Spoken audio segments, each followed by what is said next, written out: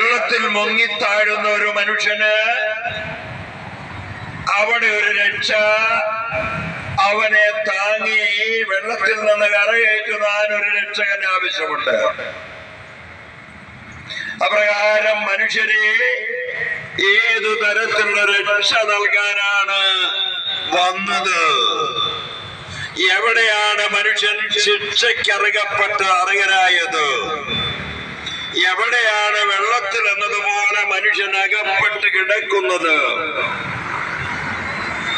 അപ്പോൾ മനുഷ്യന്റെ ആ ഉൽപ്പത്തിയിലേക്ക് ചിന്തിക്കണം, മനുഷ്യന്റെ ഉത്ഭവത്തെ കുറിച്ച് ചിന്തിക്കണം.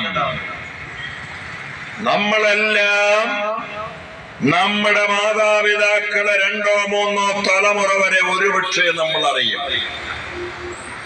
എന്നാൽ ഉൽപ്പത്തി, മനുഷ്യന്റെ ആരംഭം ആദം ഹവ്വ എന്ന 2 മനുഷ്യനാൽ.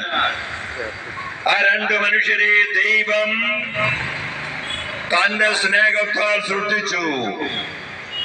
അവരുടെ പേര് ആദം പുരുഷൻ, ഹവ്വ സ്ത്രീ.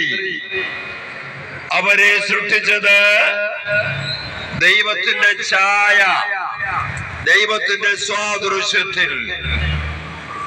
അങ്ങനെ സൃഷ്ടിക്കാൻ കാരണം ദൈവം മനുഷ്യരെ അത്രയേറെ സ്നേഹിച്ചു, മനുഷ്യനെ അത്രയേറെ ദൈവം വിലമതിച്ചു.